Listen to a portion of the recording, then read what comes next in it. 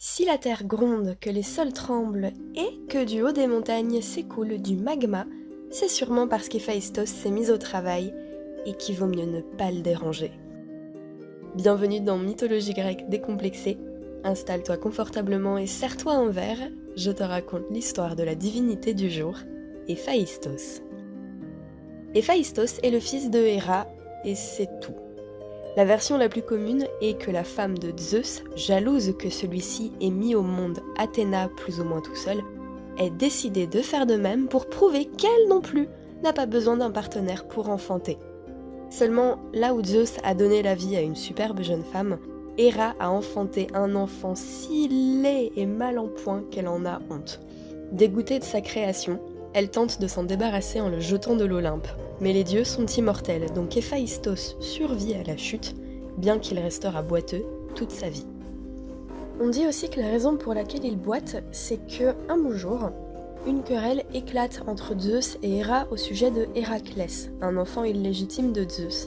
Héphaïstos, naturellement, soutient sa mère, mais cette prise de position lui attire les foudres de Zeus, qui le lance de l'Olympe. Il tombe pendant une journée entière et finit par s'écraser par terre. Dans les deux cas, il fait un vol plané, quoi. Donc, il atterrit sur l'île de Lemnos et traîne la patte et la difformité. Thétis et Eurynome l'y recueillent et s'en occupent. Il y apprend la métallurgie, maîtrise le travail de divers métaux tels que le fer, le cuivre, l'argent, l'or, et il confectionne de superbes objets dès un très jeune âge, révélant un pouvoir créatif et innovant jusqu'ici jamais vu. On situe sa forge sous un volcan, ce qui expliquerait que lorsqu'il se met au travail, le dieu provoque des éruptions volcaniques. Donc il vit sa vie tranquille, entouré de nymphes qui reconnaissent son talent et pour qui il fabrique une grande quantité de bijoux. Thétis, sa nourrice, porte également de ces bijoux, notamment une splendide broche que Héra finit par voir. Elle demande d'un ton envieux où Thétis s'est dégoté une merveille pareille. La Titanide refuse de dévoiler les talents du fils que Héra a rejeté, mais s'y retrouve forcée.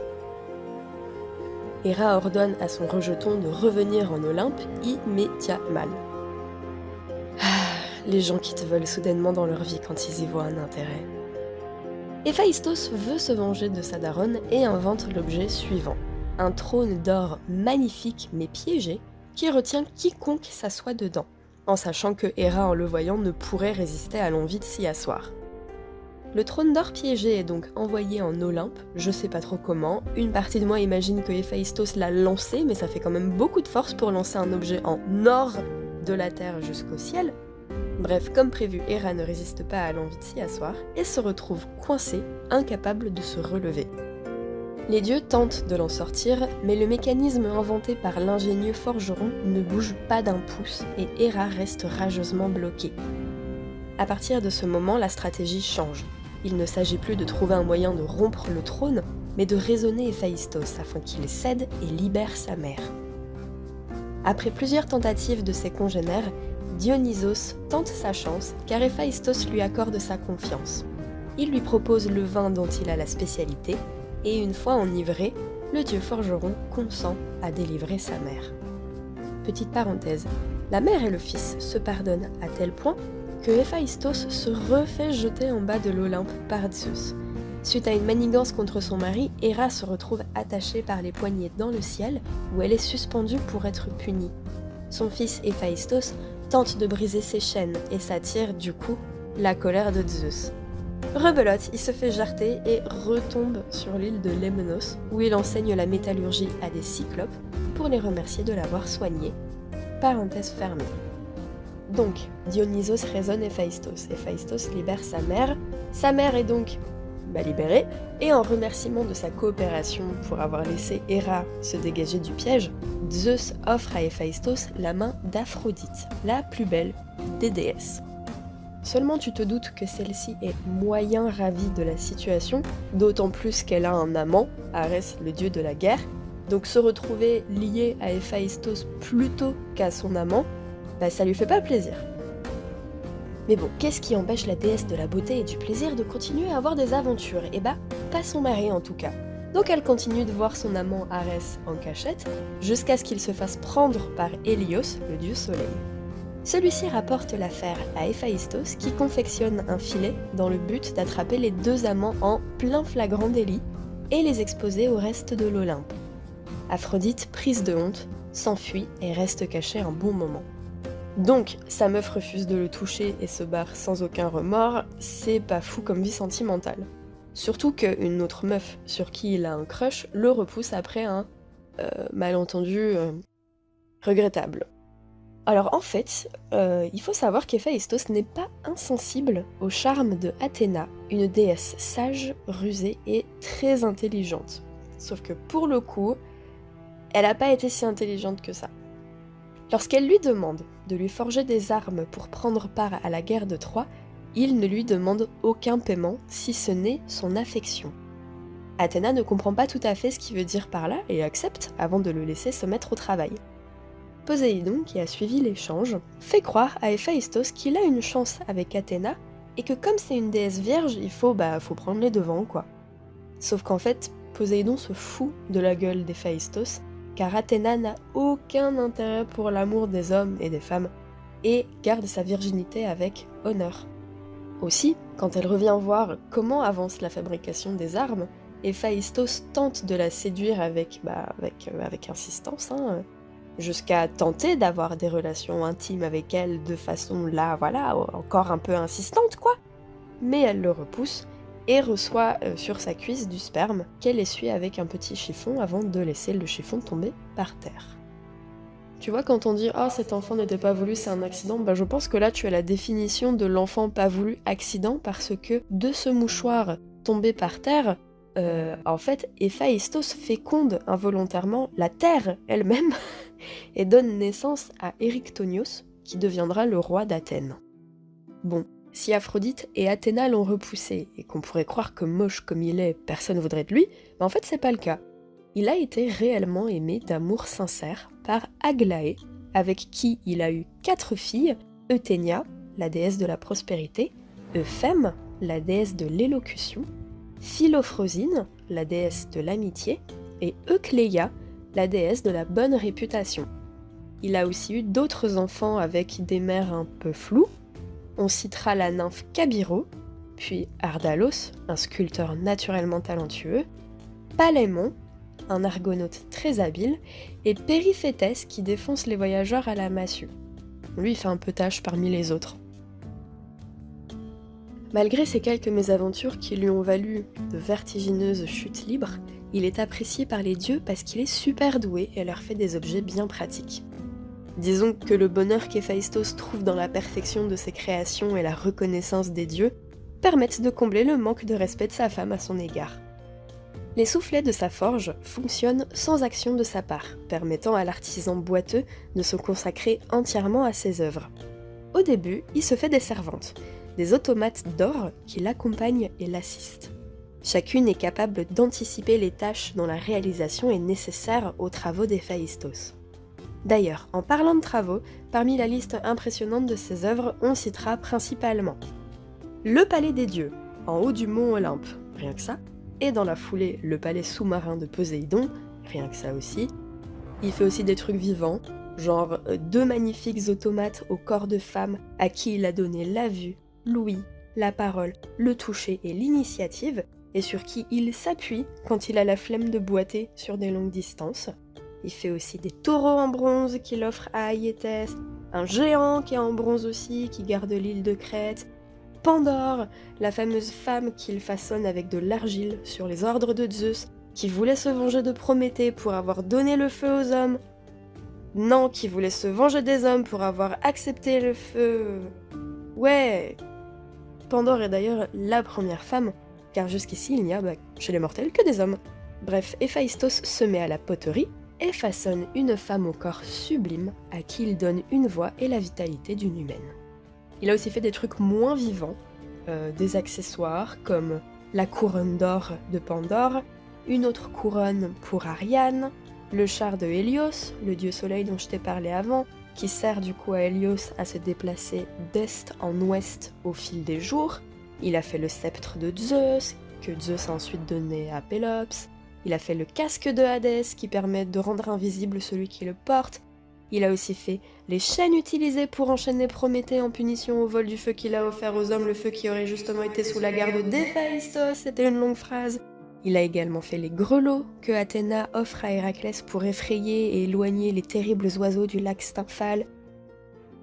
Il a fait un accessoire qui est une interrogation sur un possible fétichisme de cockholding, c'est-à-dire une ceinture qui rend intensément séduisante, voire juste irrésistible, quiconque la porte, et il offre cette ceinture à Aphrodite.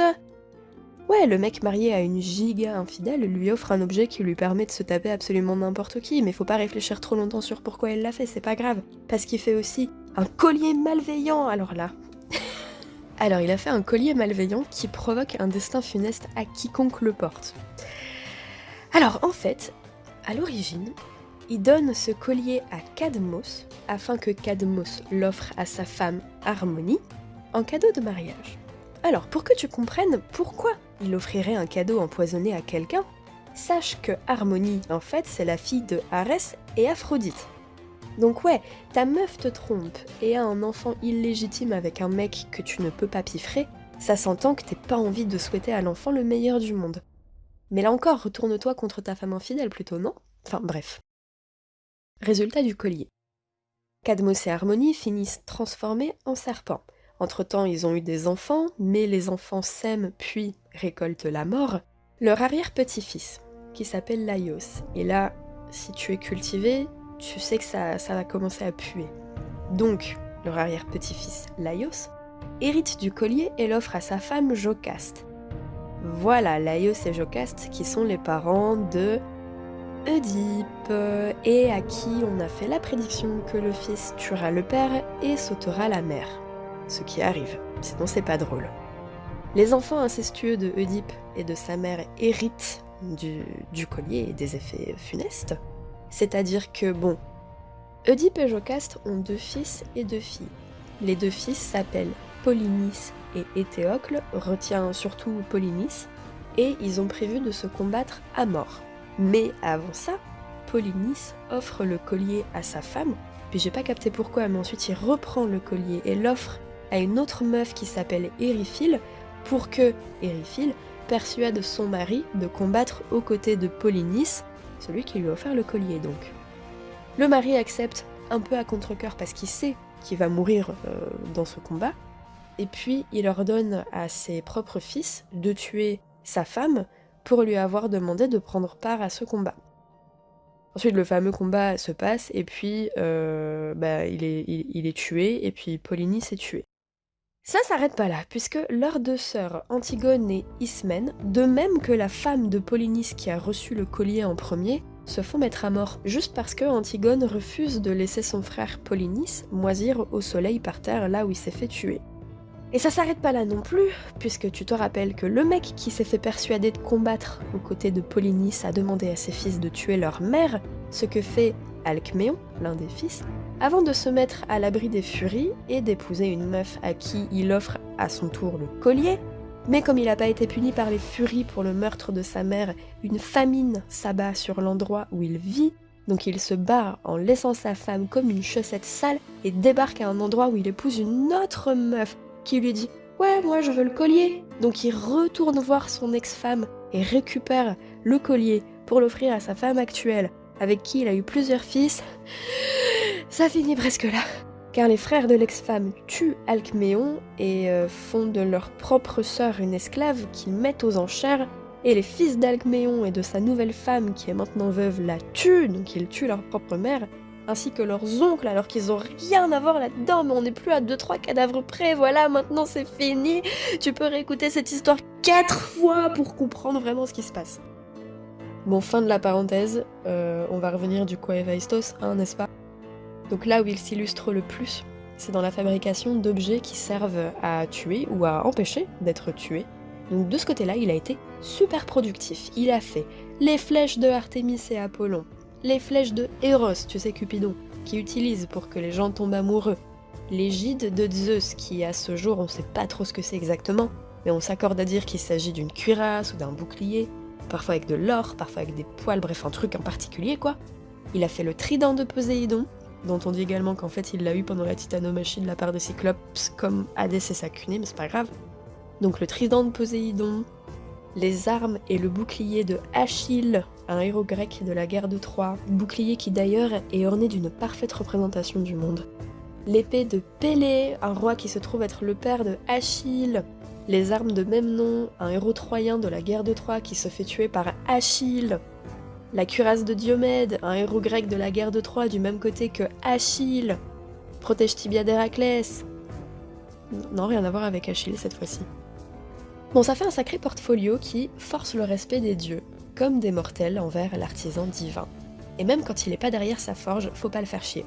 Pendant la gigantomachie, il immobilise le géant Mimas dans d'atroces souffrances, en le recouvrant de fer en fusion pour que Héraclès puisse lui décocher une flèche. Pendant la guerre de Troie, Héphaïstos est du même côté que sa mère, c'est-à-dire du côté des Grecs. Il prend part indirectement au conflit en forgeant les armes de Athéna, Achille et Diomède. Diomède qui le remercie en attaquant Idéos, le fils d'un prêtre d'Héphaïstos. Juste en punition, Héphaïstos, il intervient pour secourir Idéos et c'est tout, genre il n'y a pas de rétaliation contre Diomède, mais faut pas le faire chier mais il est tolérant. Pendant la guerre, quand Achille noie un mec dans le fleuve Scamandre et que ledit fleuve se soulève contre lui, Héra cherche à porter secours à Achille et sollicite Héphaïstos. Celui-ci démarre un incendie qui dévore la plaine, les cadavres de la guerre de Troie, les arbres, tout ce qu'il y a aux alentours. Une fois que l'incendie est énorme, Héphaïstos le dirige vers le fleuve. La végétation aquatique se met à flamber dans l'eau, les poissons se font cuire à la vapeur.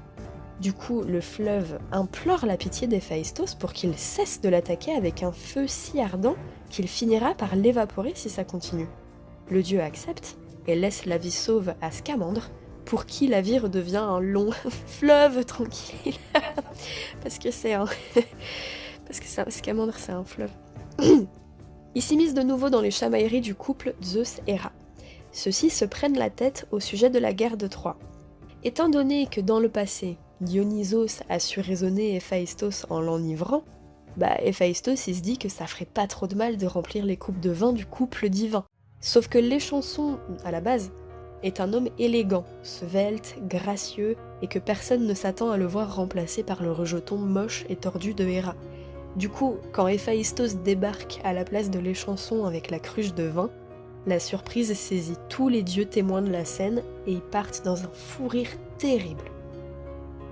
Enfin, même s'il force le respect par l'ingéniosité de ses créations, l'étendue de ses pouvoirs et le fait qu'il crée des femmes super sexy en plus d'en avoir épousé une, il reste quand même sujet aux moqueries de par son physique ridicule et sa démarche de canard boiteux. Je sais pas si ça m'impressionne ou si ça m'attriste. En vrai, le mec a un talent de dingue. Il donne la vie à ses créations, il contrôle le feu. Il s'est fait lancer du haut de l'Olympe par sa propre mère, puis par son beau-père, et il leur pardonne, et il revient, et il épouse la plus belle des meufs sans le vouloir, et il est gentil, et il sait qu'on se fout de sa gueule parce qu'il est moche et cocu, mais il continue d'être gentil. Oh, il est trop pur pour ce monde. En tout cas, est-ce qu'il est impressionnant ou attristant ? Il y en a qui ne se posent pas la question, et ce sont les gens qui lui vouent un culte. Celui-ci est apparu sur l'île de Lemnos, où le dieu est tombé 2 fois.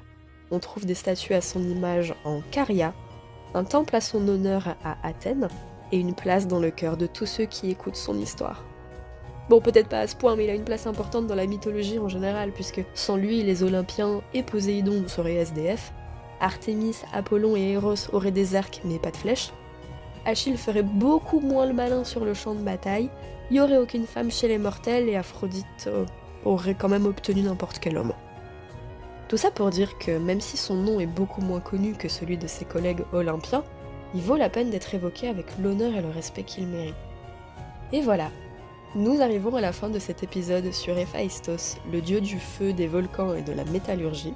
Alors selon toi, c'est une victime naïve qu'on tolère parce qu'on a besoin de lui ? Ou un boss indépendant et endurci par sa chienne de vie qui sait ce qu'il vaut ? Je te laisse te faire ton avis. En tout cas, j'espère que ça ne s'entend pas, que je suis malade et que j'ai le nez bouché pendant que je parle. J'espère aussi que cette histoire t'a plu et qu'on se retrouvera dans peu de temps pour un prochain épisode. C'était Margot pour te divertir. Salut!